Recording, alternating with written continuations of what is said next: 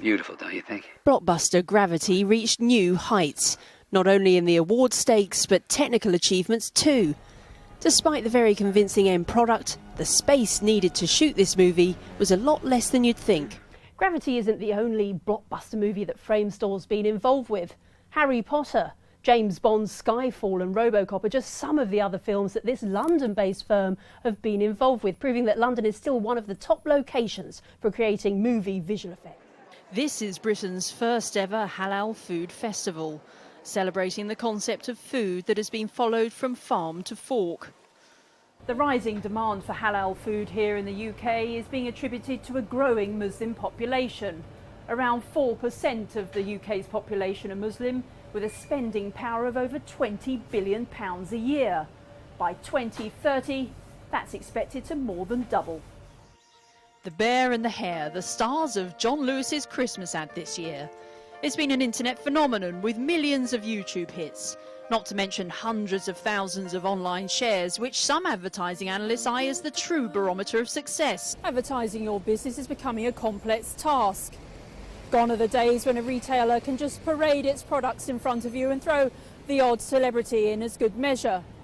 The overwhelming response to John Lewis's Christmas ad this year shows that consumers are demanding and expecting more. Whether you know it or not, retailers are tapping into your inner emotions, trying to influence what and where you buy, and we're falling for it.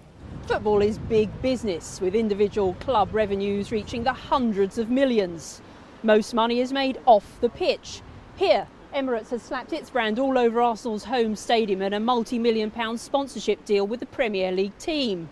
Business interest for European and British football clubs is coming in thick and fast from investors all around the world. Reuters correspondent Melanie Ralph now joins us from outside the Barclays headquarters in London.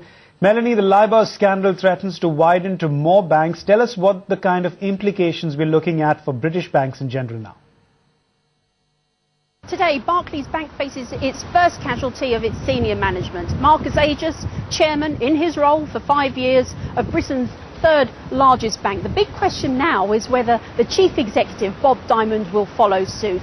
Although it's thought that he wasn't aware of the LIBOR rate rigging scandal going on, some say ignorance isn't a defence. And as public anger mounts, political pressure will also mount on his future.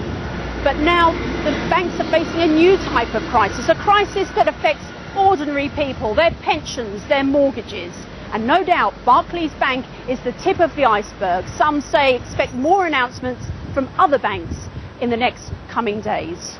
Melanie Ralph, London, ET Now. Plenty of events happening across Africa's biggest economy. Let's expand this conversation now. Melanie Ralph is live in London. Sumitra Naidu is in Johannesburg, South Africa. They join us live on the line. The mining sector onto car makers. Mercedes-Benz had indicated its intent last month to invest quite a bit into South Africa's production plant. Will they still do that, given the wildcat strike that they saw this year?